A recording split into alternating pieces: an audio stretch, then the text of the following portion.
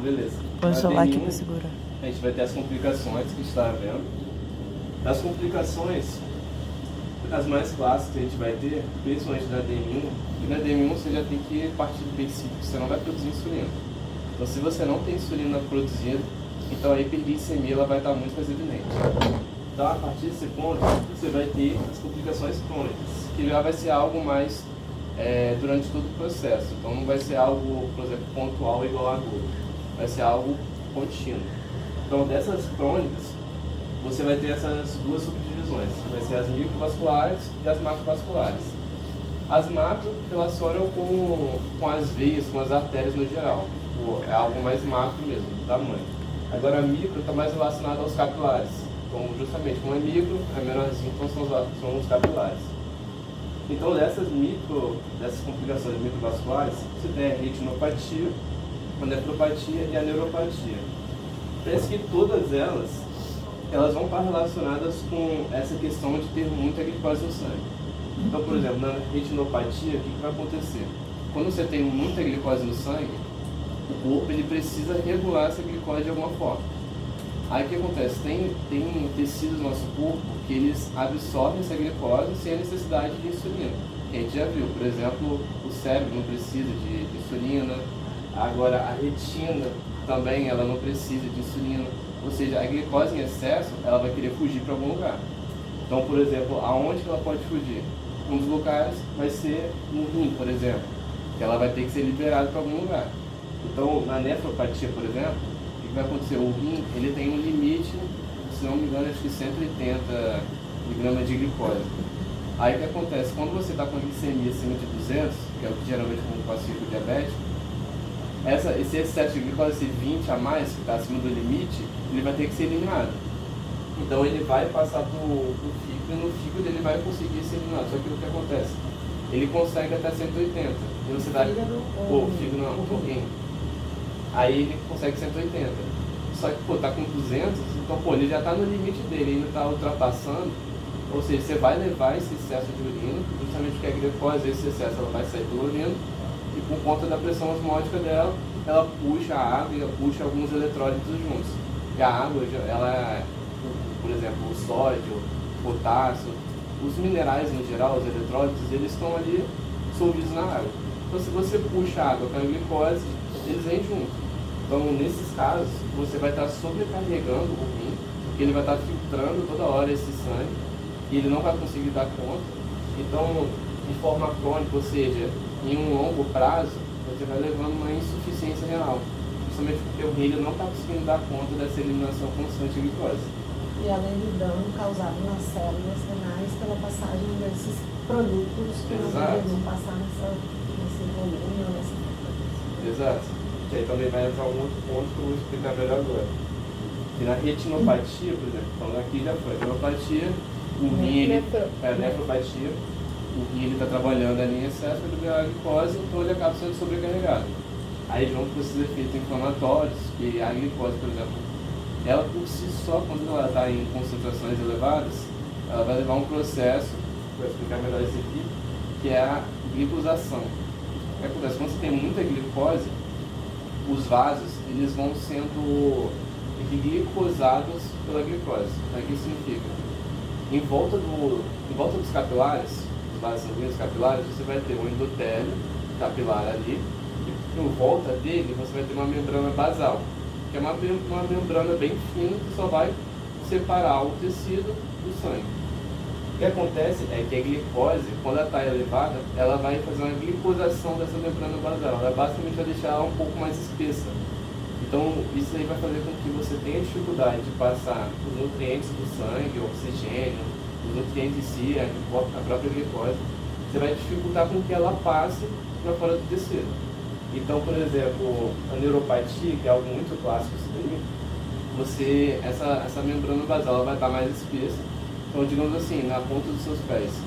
Ali, você já não vai ter uma distribuição boa dos nutrientes e oxigênio, porque você tem esse espessamento da membrana basal.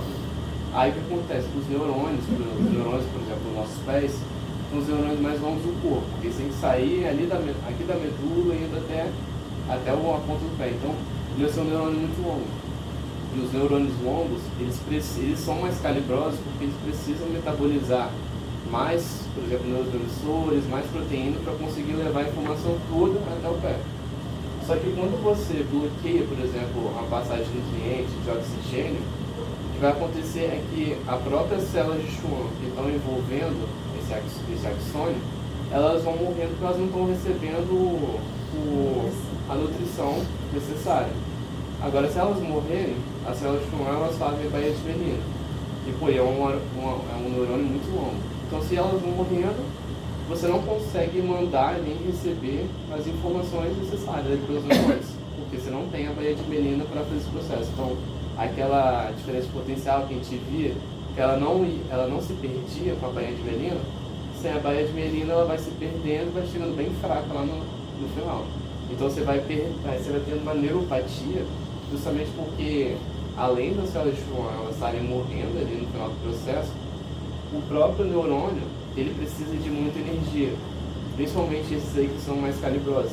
Então, se você está oferecendo oxigênio, nem por exemplo glicose ou ácidos graxos para alimentar esses neurônios, porque não está chegando neles, e eles são muito sensíveis a isso, então eles vão perdendo a capacidade deles de trabalhar. Então você vai levando a neuropatia, por exemplo, no caso do pé diabético, acontece justamente porque ele não está sendo nutrido, não está sendo irrigado, então você vai perdendo a sensibilidade primeiro, porque, por exemplo, a sensibilidade são neurônios mais finos, então eles vão sendo mais afetados de início, então você vai perdendo a sensibilidade, depois você vai chegando a perder os movimentos, por causa dos neurônios motores, que eles são mais espessos. Então você vai começando a afetar, e aí faz com que, por exemplo, o paciente que é diabético, ele vai perder a sensibilidade, vai perder, por exemplo, a propriocepção, então ele, ao invés de pisar certinho, ele vai pisar um pouquinho mais torto, então vai levando formação de calos. Então todo esse processo é justamente porque tem muita glicose, a glicose ela vai espessar a membrana basal, vai parar de irrigar essas regiões, e aí vai surgir os sintomas da neuropatia. Então, neuropatia foi, nefropatia também. A retinopatia acontece da seguinte forma. Quando você tem, lembra, eu falei, você tem muita glicose, você precisa liberar ela para algum lugar. Só que a maioria dos tecidos, você só consegue absorver se você tiver insulina. Aí lembra, você coloca a insulina vai permitir a entrada da glicose. Agora, se você tem muita, o único lugar que ela pode ir vai ser para o rim e para os tecidos que não precisam de insulina para absorver a glicose. Um deles vai ser ali próximo da retina. Na retina você vai ter duas situações. Você vai ter, por exemplo, você tem o espaço que fica entre a córnea e o cristalino, que aí vai ser como se fala? Oi? Claro. Não, é alguma coisa aquoso. Humor aquoso. Isso. Humor aquoso. Acho que é humor aquoso. Aí esse líquido que fica entre a córnea e o cristalino, ele só está ali justamente para conseguir manter o formato da córnea e para conseguir nutrir o cristalino, porque o cristalino ele não tem uma irrigação própria. Então a forma dele de se nutrir é com a glicose que está nesse líquido ali, e ele vai sendo absorvido ali por uma difusão. Só que ele não precisa de insulina para absorver essa glicose. Então, o que vai acontecer? Tem muita glicose no sangue, ela vai tentar fugir para esses locais. Então, ela vai entrar, por exemplo, nesse espaço entre a córnea e o cristalino, e esse líquido ele vai ficar mais escuro, mais denso, porque vai ter muita glicose ali. Então, se tem muita glicose nesse espaço entre o olho e o cristalino, entre a córnea e o cristalino, sua visão começa a ficar turva, porque é como se tivesse um líquido meio leitoso ali, entre o seu olho. Então você vai começar a ver uma imagem mais borrada, justamente porque você tem muita glicose nesse espaço, nesse líquido. Então isso daí vai levar uma parte dessa visão turva, e a retinopatia em si, que é tipo na retina, é justamente porque você vai ter essa falta de vascularização. Então, por conta do espessamento da membrana, então a retina não vai ser vascularizada da forma como deveria, então vai ter sintomas da falta de vascularização, de irrigação. E aí você vai começar a ter, afetar a sua visão nesses dois sentidos, tanto nessa questão de você ter a vista borrada por causa do excesso de glicose, tanto por você não ter essa vascularização eficiente. Show? E a macrovascular... Aí, só uma pausa, Lucas. Eu estou vendo aqui que vocês subdividiram a neuropatia, né? No texto. A poli, a autonômica, o mono. Vocês no HC aprenderam sobre os testes também. Sim? Sim. Aquele teste que você entendeu, isso aí, do que perde, como testar, como avaliar, porque aqui no texto. Então a macrovascular vai ser um processo um pouco diferente, mas também tudo vai ter relação com a glicose. Então, de novo, aqui, se você tem muita glicose no sangue, o corpo ele vai entender que você precisa, na verdade, no caso da diabetes 1, o que vai controlar esse processo, que vai regular esse processo, essa complicação, vai ser a quantidade de ácidos graxos livres no sangue, basicamente. Só que é entender, se você não está produzindo insulina, né, porque a insulina ela vai meio que contra-regular a lipólise. Então ela sempre vai, é uma anabólica, ela sempre vai levar a lipogênese, a glicogênese. Só que como ela não está sendo produzida, vai acontecer o contrário, vai entrar os contra-reguladores. Então, por exemplo, vai aumentar o GH, o glucagon, a adrenalina, todos esses aí que são contra-reguladores da insulina. Então o que eles vão fazer? Eles vão fazer com que você tenha um aumento da lipólise. Aumentando a lipólise, a gente vai aumentar a produção de ácidos graxos. Os ácidos graxos eles vão da circulação para o fígado. Porque esses hormônios ativam no tecido adiposo o quê? Eles vão ativar a lipase sensível ao hormônio. Aí, junto com isso, aí tem o processo inflamatório, ali naquela região da gordura visceral. E o próprio processo inflamatório, os próprios macrófagos, eles vão produzir citocinas que vão levar à ativação também desses hormônios, dessas lipases. Então você vai ter essas lipases sensíveis a hormônios, que elas vão ser ativadas nesse processo. E também vai ter esse processo inflamatório que vai também intensificar a produção de ácidos graxos. Então você aumentou a quantidade de ácidos graxos, ele precisa ser metabolizado. Então ele vai para o fígado. Aí do fígado, depois eu vou puxar o gatilho para a cetoacidose. Mas para cá, o que é importante a gente entender é que o fígado, parte desse processo, quando ele pega o ácido graxo livre, é transformar ele vai tentar armazenar ele. Então quando ele armazena esses ácidos graxos, é basicamente gordura, ele precisa armazenar. Só que a gordura, ela não pode ficar solta no sangue, porque ela não é solúvel. Então se ela não é solúvel, o que iria acontecer se tiver muito ácido graxo livre no sangue? O ácido graxo vai se juntar com o outro, porque os dois são polares, eles vão tentar se atrair e vão se acumular. E o que acontece é basicamente isso. Na massa vascular, o fígado não está dando conta. Então, esse excesso de gordura, de ácidos graxos, eles vão começar a se acumular.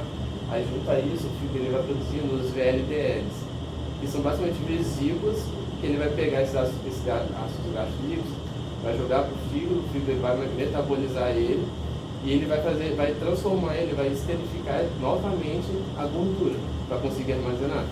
Só que ele não quer guardar essa gordura, ele quer jogar para o sangue para jogar lá para o tecido adiposo.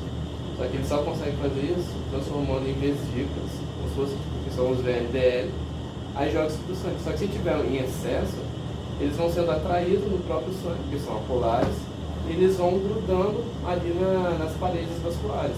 Então nisso que eles vão grudando, eles vão formando ateromas, que é tipo, são as placas de gordura. Na verdade, existem enzimas no endotélio que são ativadas, e aí o VLDL e outros glicoproteínas transferem essa carga de gordura, de lipídios, para o endotélio.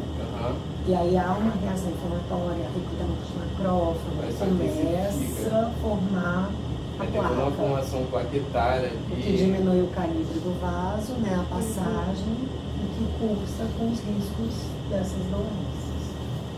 Que é a causa das duas, né? A diferença é mais do local. A doença coronariana aterosclerótica, eu acho, ela vai acontecer ali na parte coronariana, no coração. E o AVC e o AVE vai acontecer no estético, basicamente.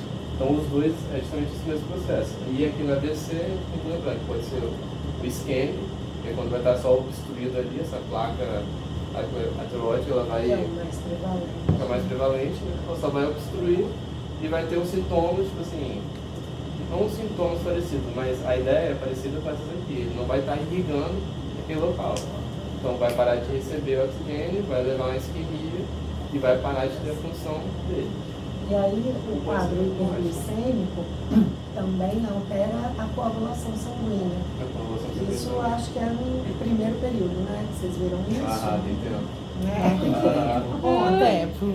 Então, você imagina, a redução do calibre do vaso, um sangue num quadro de coagulação alterado, mais viscoso, né? Por conta de todos os carregadores presentes. E aí você tem os seus riscos aumentados ainda mais. E sem contar também que essa parte da circulação que eu falei do endotélio, ela vai levando a processos inflamatórios no próprio endotélio. Então ele vai ficando mais frágil, vai ficando fragilizado. Exato. Então isso daí intensifica, por exemplo, ele facilita você ter, por exemplo, como fala? Ataque encefálico temporário. Alguma coisa assim. É como se você tivesse, por exemplo, é como se fosse um mini AVC, que é quando você já tem uma obstrução dos vasos, só que não é uma obstrução total, é uma obstrução parcial. Então você chega em algum momento, por conta, sei lá, às vezes é uma curva sinuosa ali da artéria, e ela está parcialmente obstruída, você tem um lapso assim, de algumas horas e sem estar a irrigação ali adequada. Então às vezes você pode ter uma confusão mental, uma tontura, que é algo que vai passar, só que já é um indício de que você provavelmente vai ter um AVC. Aí eles chamam de ataque encefálico temporário, alguma coisa assim. Porque tudo isso está relacionado a isso, você está acumulando a placa de atenoma, justamente porque você estava com muita glicose, você não tem insulina, a insulina ela não vai bloquear a lipólise, no caso do graxo livre, vai produzir isso aqui. Então macrovascular, microvascular, e para fechar, aqui na complicação aguda, a cetoacidose, ela está relacionada com esse processo. Você, por exemplo, tem muito ácido graxo livre. Só que quando o fígado ele vai fazer alguns processos, quando você tiver com ácido graxo livre alto no sangue. Aí o que vai acontecer? Quando, por exemplo, no caso da DM1, o corpo ele é muito inteligente, ele vai conseguir direcionar o que ele precisa. Então, se você não tem insulina, por exemplo, seus tecidos não estão recebendo energia. Então a prioridade dele é energia. Então o que ele vai fazer? A boa parte desses ácidos graxos livres, ele vai pegar, ele vai tentar metabolizar esses ácidos graxos livres. Então o que ele vai fazer? Entrou no fígado, ele pega o ácido graxo livre, ele vai metabolizar ele em acetil-CoA. E o acetil-CoA, que é um precursor no ciclo de Krebs, produzir o ATP. Só que... Aí, esse ciclo, isso vocês tiveram com eles, o ciclo de Krebs? Ainda não, para etapa 2. O ciclo de Krebs, vocês lembram desse ciclo? Oh, aquela bolinha? não. Você tem dois piruvatos. Aí o piruvado vai converter em que vai fazer a roda do ciclo de Krebs girar. E o acetil-CoA tem quantos carbonos? 6. Não, tem 2. Ó, a glicose tem 6. Quebra em 2 piruvados. 3. Eu também não, gente. Eu também. Aí o piruvato perde CO2, então já existe uma etapa. Então tem 2 carbonos, acetil-CoA, 2 carbonos. E aí ele vai entrar no ciclo de Krebs e vai se unir a outras moléculas de carbono para fazer esse ciclo girar. E no final vira acetil-volta para acetil-CoA, vai liberando o carbono em forma de CO2. Essas moléculas que vão dar carbono são aminoácidos. Então a ideia que a gente não pode perder é que para esse ciclo de Krebs girar a gente precisa do acetil-CoA, mas a gente também precisa de aminoácidos. Por exemplo, aminoácidos que poderiam fazer girar o ciclo de Krebs.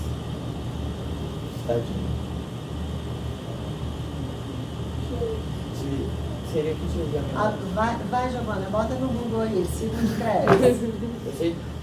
De aminoácidos, sem ele a gente não roda. Tá? Então é só pra gente não perder essa ideia. E isso acontece, nesse caso do DM1, porque também o tecido nervoso usa corpos cetônicos como fonte energética. Sim. Então, de alguma forma, mesmo no quadro hiperglicêmico, o seu fígado entende que você precisa gerar energia. Sim, porque os corpos cetônicos eles são uma forma eficiente de energia. Principalmente para o tecido nervoso que pode usar. Então ele está bombardeando o sangue para que haja energia. É. Então volta ali.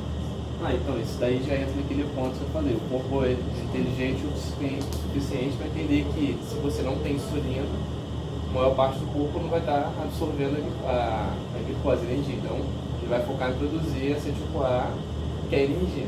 Só que o que acontece é que quando você, tudo no corpo, se você tem muito de alguma coisa, ele precisa, como é que, não extravasar, mas ele precisa jogar aquilo para outro transformar em outras moléculas, para você não ter o acúmulo daquilo, porque o acúmulo pode levar a uma complicação. Então o que eu ia fazer? Se você tem muito acetil-CoA, parte desse acetil-CoA ele vai voltar a produzir, por exemplo, triglicerídeos, e uma outra parte ele vai fazer a produção dos corpos cetônicos. Então, só recapitulando, você tem muito acetil-CoA, você tem muito ácido graxo livre, ele vai ser metabolizado de acetil-CoA. Só que aí você tem muito acetil-CoA, então a energia ali no fígado já está ok. Só que esse excesso ele precisa ser distribuído para algum lugar. Então parte vai ser transformada em triglicerídeos e uma outra boa parte vai ser transformada em corpos cetônicos. Esses corpos cetônicos eles são basicamente ácidos. Só que então esses ácidos, quando eles são liberados no sangue, eles vão diminuir o pH. Só que a gente tem que entender que os corpos cetônicos eles são necessários nesse processo, porque o corpo cetônico ele é uma molécula energética também. Que aí, que nem você está falando, os neurônios eles vão utilizar, os músculos, quando eles tiverem um estoque de glicogênio, por exemplo, os casos, vão utilizar também. Então, os nossos tecidos eles vão utilizar esses corpos cetônicos. O problema é que, como eles são ácidos, vai diminuir o pH. E diminuindo o pH, a gente viu que as proteínas elas precisam trabalhar num pH fisiológico ali, para elas conseguirem executar a função delas da forma mais eficiente. Então, se você diminuir o pH, as proteínas elas vão parando de executar suas funções, dependendo do caso, elas podem até levar a perda da função delas.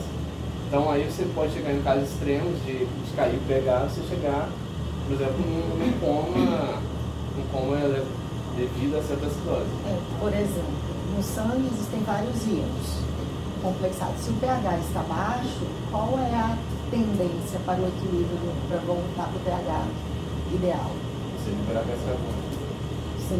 Para você liberar gás carbônico, o que você faz com a frequência respiratória? Você aumenta. Então, você está lá no bulbo, ativando, estimulando o aumento da uma hiperventilação, o aumento da frequência respiratória.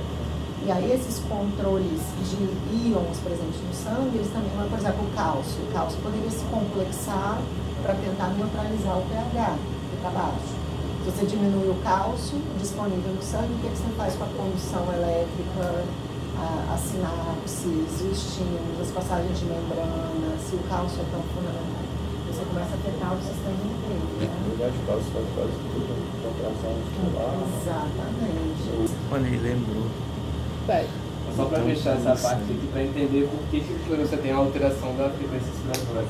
Então, quando você tem essa certa acidose diabética, você vai ter diminuição do pH do sangue, que é a mesma coisa que você ter muito hidrogênio. Então você vai ter muito hidrogênio ionizável ali. Aí o que acontece? No sangue, quando você aumenta a concentração de hidrogênio, vai ter um equilíbrio químico, que é esse tampão que a gente tem no nosso sangue, que ele vai tentar pegar esse hidrogênio e vai fazer dentro desse equilíbrio converter em H2CO3. Isso aqui ele vai ficar indo para lá e para cá. Então ele vai ficar, dependendo, aumentou o hidrogênio, ele vai jogar para cá e vai ser convertido isso aqui. Aí isso aqui também, se tiver muito elevado, ele é convertido, por exemplo, em água e gás carbônico. Só que para você regular todo esse equilíbrio, se você tem muito hidrogênio ionizado no sangue, você vai fazer o quê? Você vai querer diminuir o gás carbônico para você conseguir liberar todo esse hidrogênio, digamos assim, porque você consegue regular de uma forma ou de outra. Então, se você tem muito, você diminui o gás carbônico para conseguir jogar o equilíbrio para lá e restabelecer o equilíbrio, o tampão ali na sua circulação sanguínea. E para fazer isso, você aumenta a frequência respiratória. Porque aí, se você está expirando muito, você está jogando muito gás carbônico para fora, então você está tirando o gás carbônico dessa equação, você está diminuindo ele. Você diminui ele, esse equilíbrio vai ser deslocado para lá, então você diminui a concentração de hidrogênio livre no sangue. Então você consegue meio que regulando o pH dessa forma. A questão é que na cetoacidose diabética, você vai estar sempre produzindo ali os corpos cetônicos. justamente porque você não tem a insulina. Então, assim, a pessoa não está sendo tratada, ou não está tendo a insulina, então esse processo ele está constantemente ativo. Só que dentro dessa frequência respiratória, então beleza, você está com certa acidose, você vai ficar ali respirando, tipo, respirando em excesso, só que dentro dos corpos cetônicos, você vai ter 3 tipos de ácidos. Um deles é a acetona. E a acetona é um ácido muito volátil. Então, o que acontece é que quando a pessoa tem diabetes tipo 1, ela está com essa síndrome de dispneia, ela vai começar a respirar em excesso. Nessa respiração, como a acetona é um álcool volátil, ela vai ficar liberando esse álcool. E esse álcool ele tem um cheiro característico, um cheiro mais tipo, meio que azedo, meio adocicado, não sei o que é direito. Que é o hálito cetônico. Que é o hálito cetônico. Então, quando vocês bebem todas. Também tem esse processo. Mas tipo, é uma característica então de quem tem cetoacidose, geralmente, boa parte das vezes é o diabetes tipo 1, normalmente por conta de todo esse processo. Então ele vai ficar inspirando, vai ficar liberando a acetona, que vai levar esse cheiro característico, e é um dos sinais que a pessoa está com cetoacidose diabética. Então, justamente por isso, aumentou a frequência respiratória e acaba liberando esse ácido, que é um corpo cetônico. E a hipoglicemia é só um caso à parte, porque, por exemplo, de quem tem diabetes tipo 1 e está sendo feito o tratamento, ela precisa de insulina. Só que o que é mais comum de acontecer, que é um dos casos, uma das complicações mais comuns, que vai ser essa aqui, é justamente porque a pessoa ela não vai, às vezes, ela não está fazendo o uso adequado da insulina. Então, por exemplo, ela vai praticar um exercício físico em excesso e não regulou a quantidade de insulina. Então ela vai acabar levando uma hipoglicemia ali, pode levar aqui um desmaio e qualquer complicação da hipoglicemia, ou senão ela simplesmente injetou a dose na hora errada. Então pode levar essas complicações, que é algo mais comum. Então só lembrar que a hipoglicemia é algo agudo, porque é algo tipo, bem momentâneo mesmo. A pessoa só tipo, errou na dose, ou colocou demais, insulina demais, levou a hipoglicemia e baixou a pressão e sei lá, desmaiou. Então, a hipoglicemia vai ser uma das complicações agudas, além da cetoacidose. Essas complicações crônicas também estão relacionadas à falta do controle correto da insulina exógena, né? Que causaria, por exemplo, a hiperglicemia. Isso aqui, eu acho que assim, eu considero mais um paciente que ainda não está sendo feito tipo, o tratamento adequado, certinho e tal. Então, vai levando que esse processo é algo não é algo tão rápido, né? Vai ser algo construído e tal.